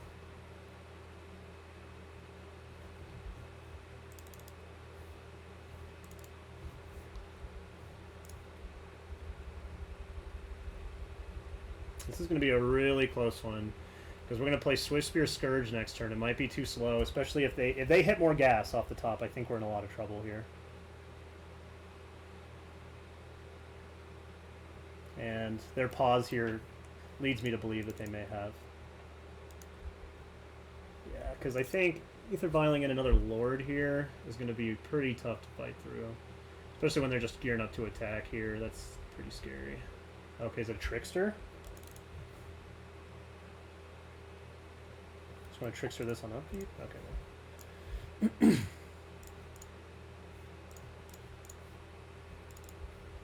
Now we're going to find out if it's a Trickster. At the very least, this draws the Trickster out, if it's the Trickster. Okay. We are presenting lethal with this Scourge of the Skyclaves and this Temur Battle Rage in our hand. Ooh, wow. This is going to be a tight one. What could they have drawn? Ooh, maybe it was Mara Regeray. It could have been Mara Regeray, and they were wondering to cast it or just to wait till next turn to tick up on Vial. So if they have Regeray and then cast a Merfolk, Regeray Trickster I think just kills us, right? Because Trickster is just a Skyclave murderer. I think when Trickster targets Skyclave, Scourge of the Skyclave, it just dies. This is a really cool one, so we're going to see how things play out here. But we are presenting lethal with this Temur Battle Rage in hand. Because we just Battle Rage target the Scourge.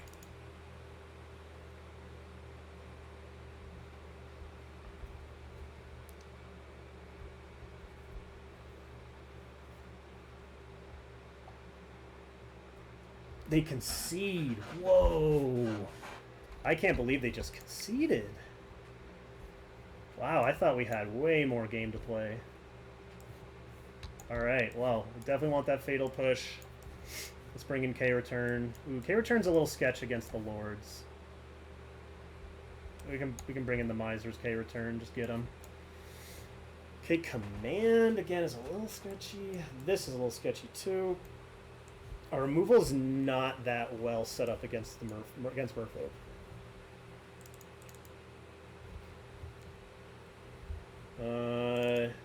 I don't like hand disruption against Ether Vial decks that much.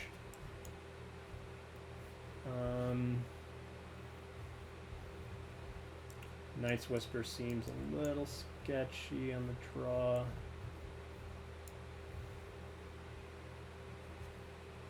I don't know if Croaks is where we want to be. Potentially. It's slow, though, especially on the draw. Something like this, maybe? This is tough. I definitely don't think this this matchup's a walk in the park. Like, I think this is definitely not a given that we take this one by any means. All right, we keep this one though. For sure, we keep. We've got double threat, and we've got 3 cards of interaction.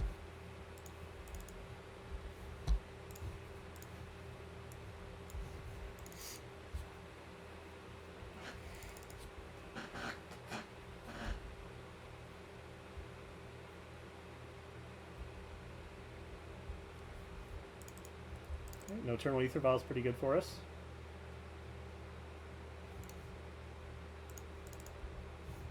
Let's lead off on the Courier. Just try to get as much value as we can. Maybe they have Dismember. They decide to Dismember a Courier. That would be really, really good for us.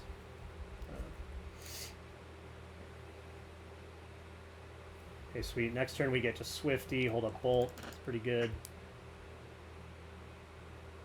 If it's Silver Gill Adept, that's a little bit annoying because then it's... Okay, no. So I'm guessing it's Trickster.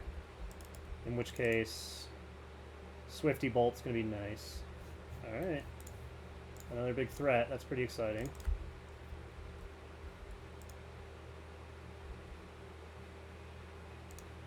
Alright. Definitely reading this for Trickster here. I guess if they...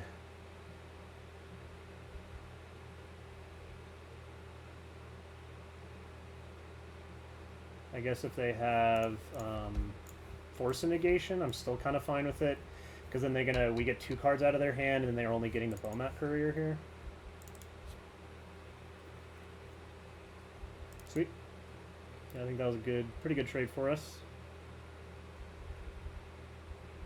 We're pushing more damage. We're trying to take the initiative from them, which I think is what you have to do against Merfolk. It's really nice they don't have Ether Vial, where it's kind of like, besides Trickster, forcing them to play at sorcery speed on their own turn. You know, maybe K-Command potentially next turn is going to be really good. Maybe we just Scourge. We'll see.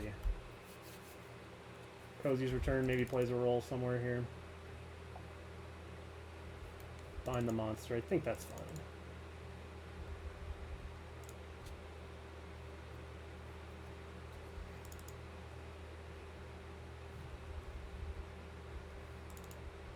Alright, if it's just another Trickster, I'm pretty fine with it.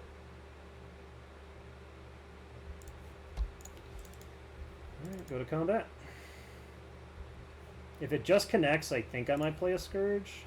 I'm not sure yet, though. Yep, just another Trickster.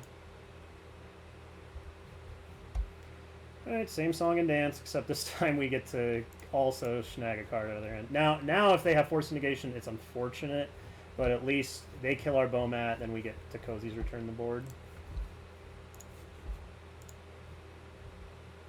So you discard, kill that.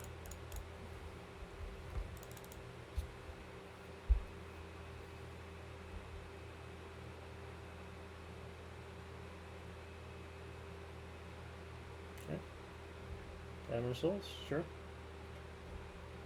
Next turn we get to play Scourge, and then maybe pop this Bomat Courier. be kind of sweet.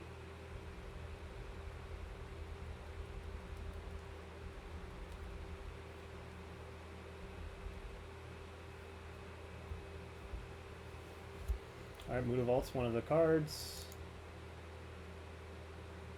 Guessing Silvergill Adept. Nice. Revealing Lord of Atlantis. Alright, alright. So if they hit another piece of gas, I mean, they are doing good. Alright, let's see. Alright, we're back.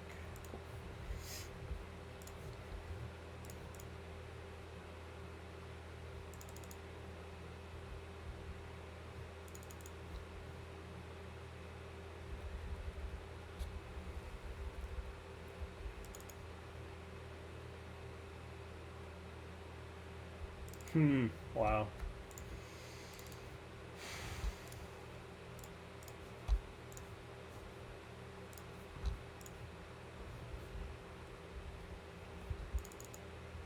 I'm guessing they just sack off the adept, right?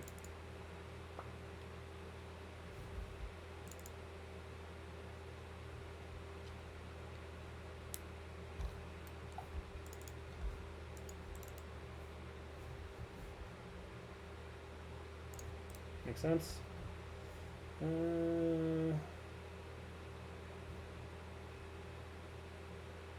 even if they have spreading seas, that's okay. Alright, if we fade another lord from them, we get to have a really hilarious turn. Where we get to crack Bomat. Okay, no, what we do is we K-return, hold control, sack Bomat. And then if they don't have another lord, the K-return will kill hopefully everything on here. But of course, if they just have another lord, then K-return no longer does anything. Alright, Mara Regeray. Oh, okay.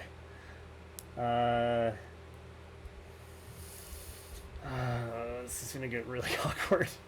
Sorry, opponent. Okay. So that's just game over, I think. Yeah, that's just game over. Woof. So K-return, of course, this has pro red, but this is colorless. Yeah.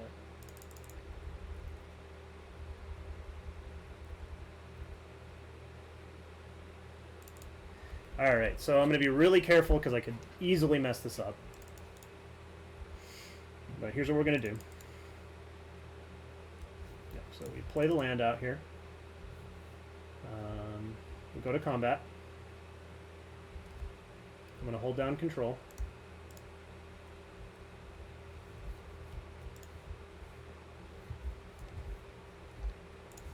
Okay, still holding control.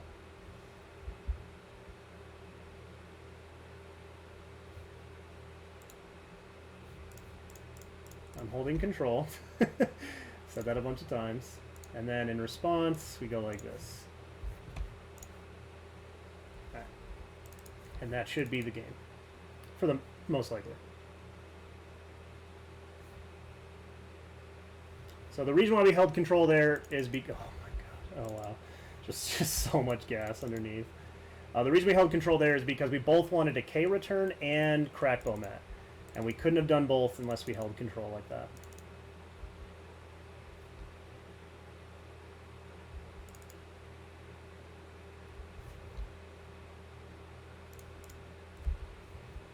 Alright, I believe Fetch Shocking for a Death Shadow is fine here.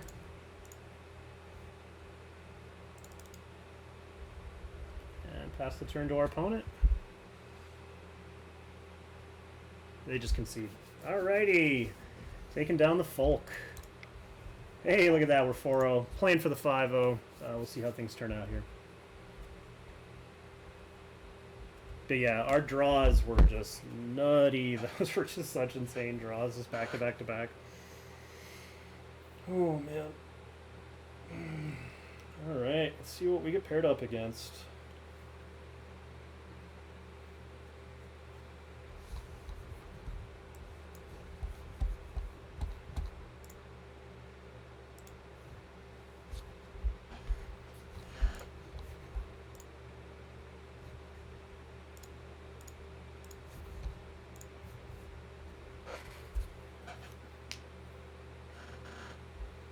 So notably, Blood Moon not really doing anything for us here.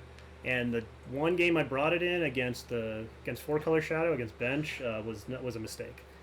Was not the correct thing to do. So not a great showing for Blood Moon this league, but you know, I mean, we faced a lot of creature-based decks, right? I mean, we played against the Mirror, we played against Merfolk, we played against Humans, and round 2 we played against the Rock. So none of those being matchups we would want Blood Moon for the most part.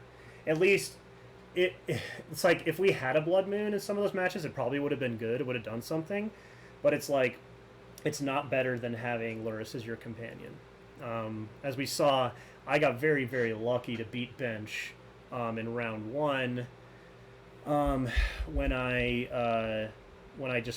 top decked like 3 heaters in a row. Whereas if I had had Lurrus, then I could have loaded Lurrus in hand, played a Shadow from the yard, and that probably would have gotten us the win. So, all right. So yeah, we'll see what happens. I mean, obviously, if we get the trophy, it's very exciting. God, we get paired against Pact for Titan, so hopefully Blood Moon will be useful against our Pact for Titan opponents. We'd love to be on the play. That seems great.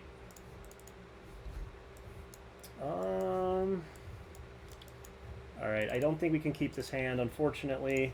If we knew we were up against like Humans again, this is like a snap keep, but it's just... I mean, no, I can't talk myself into this one, can I? Because like I could play Bloodstained bobble myself for a threat. I mean, double bolt push Kroxa. I mean, it's a really solid hand against a lot. I mean, I don't know, is it any good against Pact for Titan? Against Amulet Titan? This is tough. I mean, this is just such a good hand if these line up, right? It's so funny that I said mullet. I mulligan this hand, and then it's like, no, but I don't want to, and like talking myself out of it. Oy.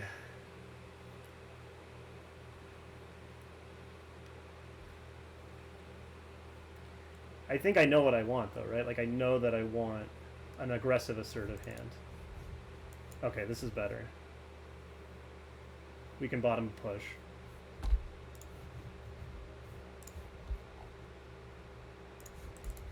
And next turn we have Inquisition push. Our opponent's mulling into 5. Wow. It's a 4. Well, maybe we lead on an Inquisition. Maybe that's what we do. Wow, they mulled a 4. That's crazy.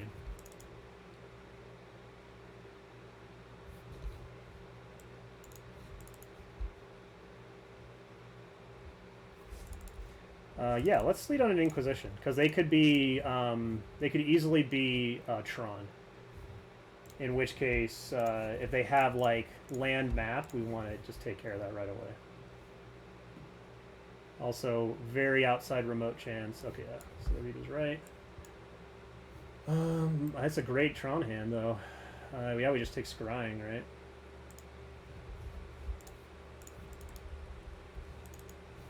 Push is dead. They can easily win, which is hilarious to say on this kind of a mulligan, but so obviously because they had Scrying, it would have been way better if we had Swiftied first. But you know, I still like our decision there on their mull to 4. I think actually it's just Kroxa time, right? Just like pressure their hand that's already bad.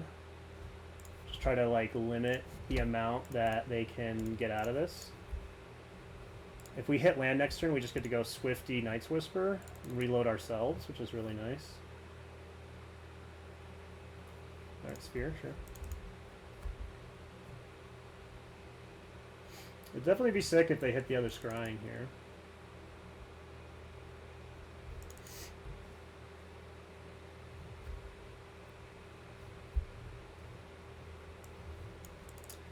So this matchup specifically, actually, funny enough, Wildfire I think is a little bit better than Blood Moon in this kind of a matchup. Okay. We just have to get the clock going, right?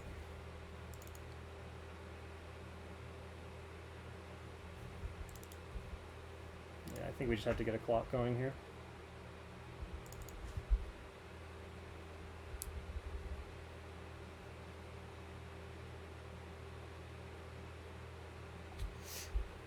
See if they get there. I think this might be the last turn where it's like, if they get there, it's scary, right? Well, it'll be scary into the future if they get there for sure, but just past turn opponent. Let's go. Alright, so since that happens, I'm just going to bolt them so that we untap and whisper. Okay. Hopefully we hit a Death Shadow. If not, we're getting towards lands for a Kroxa. That could end the game pretty quick as well. Thoughtseize is fine.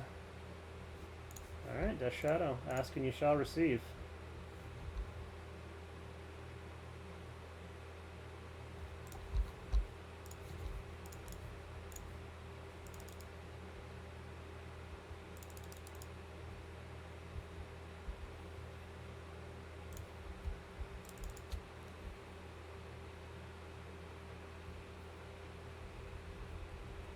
They can still win this, right? Just natty Tron and boom, some bomb.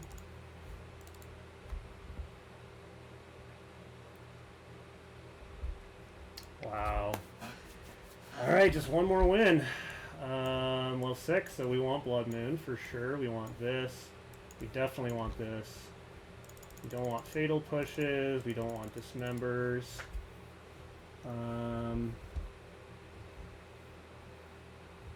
Bolt's fine.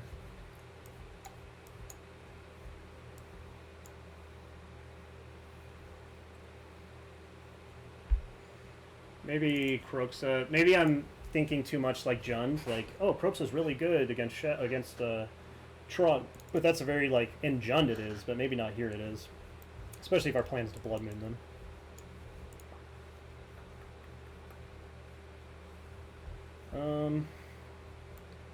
Sacks artifact creature or planeswalker. That seems really good, right?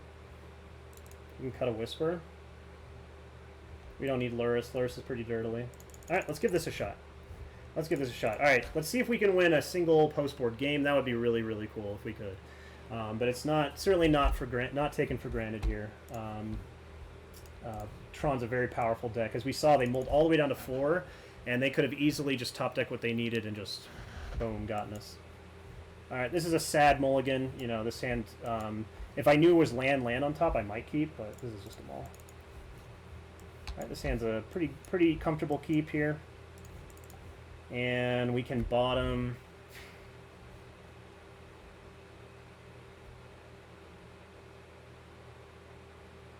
What can we bottom?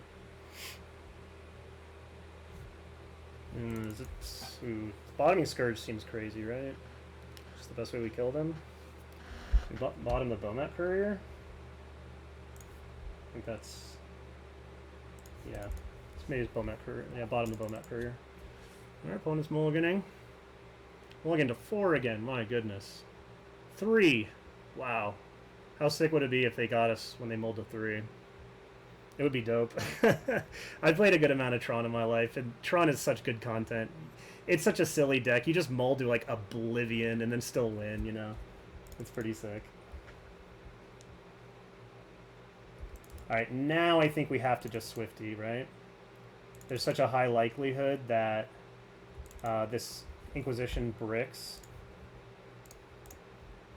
And I think we got to be as aggressive as we possibly can here.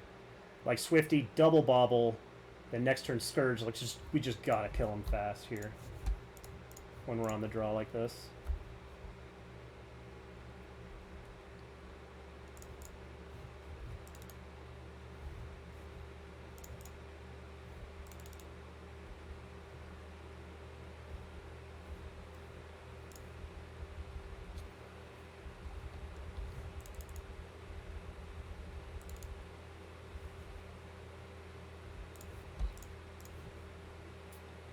No second Tron land, please. Worm Coil Engine. If that ever resolves. Ooh, they're gonna get a Worm Coil Engine. Alright. We need a Thoughtseize, boys. We need one bad. Oh, I should have bobbled again. I shouldn't have yielded all the way through. That was a mistake. Alright. Okay. Good stuff. Alright, we gotta fight through a worm coil engine.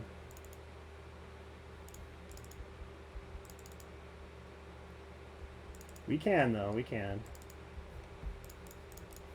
That's the only thing we gotta fight through here. Yeah, I should have bobbled again, because if we hit Thoughtseize there, it would have...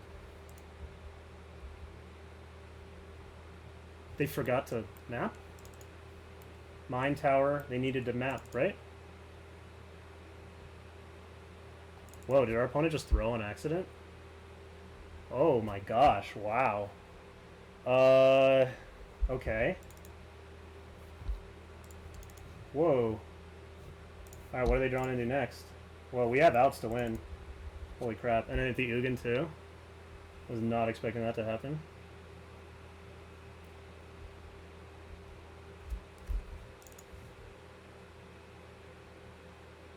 Don't think this wins the game, right?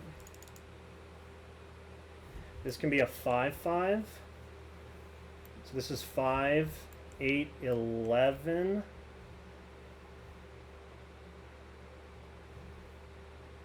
One, two, three, four. 1, 2, 3, 4. Do we put them to 1? Oh, man. So... Wow. Wait, let me count again. So we tap this. This is going to be a 5-5, right? This will be 5. And if we fire off all of our spells, this becomes a 4, so that's 9. 12, 15. Oh, so sick.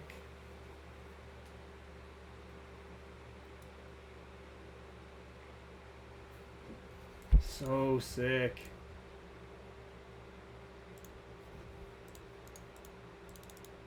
Ooh, what if we bolt ourselves? Is that more damage?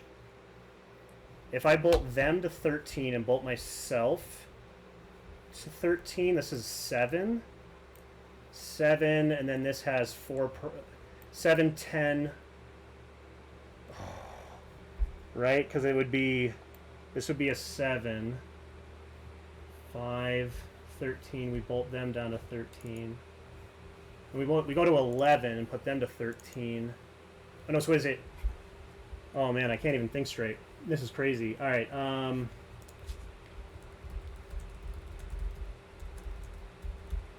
was just telling my opponent, sorry, really weird turn. Alright,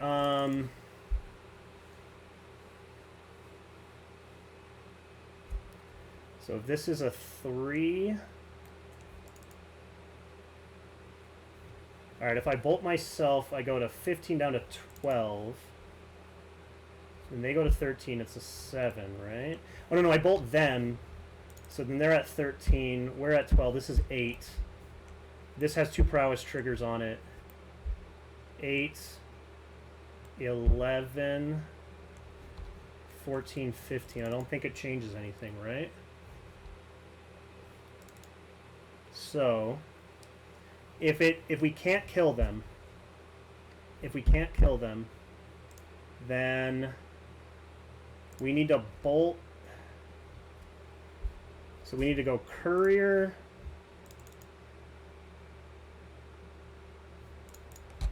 prowess trigger,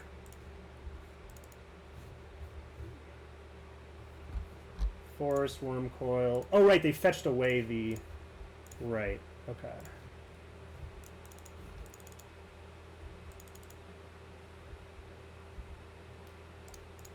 So now we should have it if they don't top deck anything else. Well, oh no, we won't, right?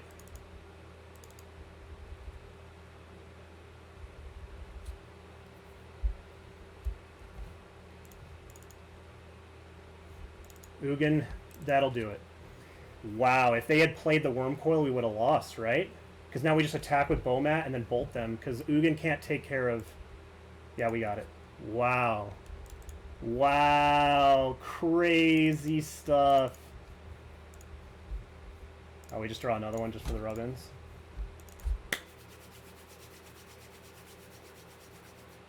Let's go!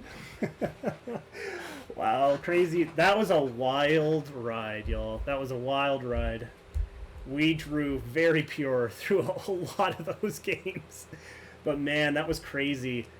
hit me up, especially that last turn, if you saw anything different about ways to eke out more damage there. But okay, so here was my plan.